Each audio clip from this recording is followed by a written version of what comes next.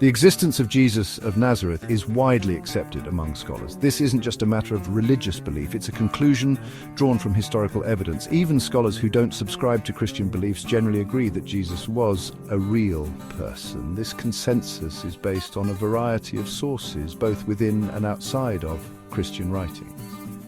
Many people might assume that the only evidence for Jesus comes from the Bible. However, this is not the case.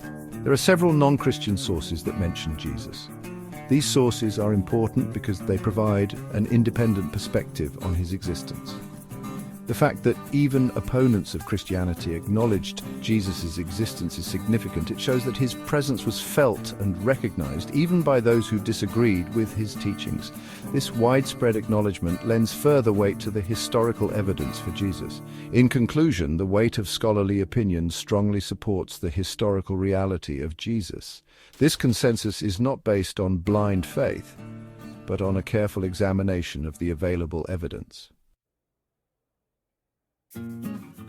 One of the most compelling pieces of evidence comes from Flavius Josephus. He was a Jewish historian writing in the 1st century. Josephus mentions James, the brother of Jesus, who is called Messiah. This passage, known as the Testimonium Flavianum, is significant because it comes from a non-Christian source. Another Roman historian, Tacitus, also wrote about Jesus in the early 2nd century. Tacitus records Jesus' execution by Pontius Pilate. He also mentions the rise of Christianity in the Roman Empire. Tacitus' account is valuable because it shows that even Roman historians were aware of Jesus and his followers. Pliny the Younger, a Roman governor, provides further evidence. In a letter to Emperor Trajan, Pliny describes the practices of early Christians. He notes that they sang hymns to Christ as to a god. This detail is significant because it shows that Jesus was already considered divine by his followers. Finally, Suetonius, another Roman historian, may have indirectly referred to Jesus. He mentions Claudius expelling Jews from Rome. This expulsion was supposedly due to disturbances caused by Chrestus. Some scholars believe this Chrestus is a misspelling of Christ. The New Testament Gospels, while written by followers of Jesus, offer detailed accounts of his life, teachings, death, and resurrection. While some might dismiss these accounts as biased, they contain a wealth of information that aligns with historical and cultural contexts of the time. The Gospels are not simply stories of faith, they are rooted in history. They mention real people, places, and events that can be corroborated by other historical sources. This grounding in reality strengthens their credibility as historical documents. Furthermore, the Gospels were written relatively close to the events they describe.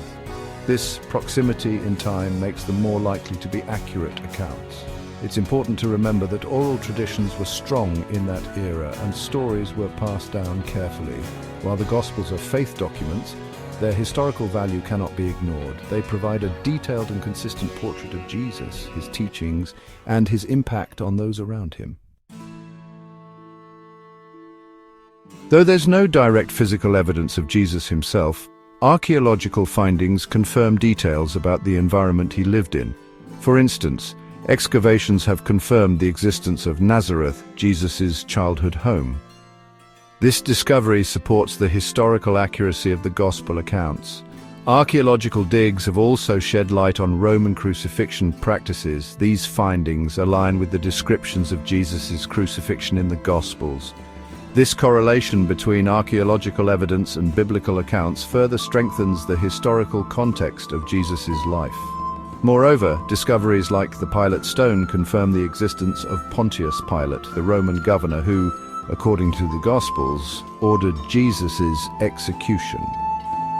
Such findings demonstrate the historical accuracy of figures and events mentioned in the New Testament.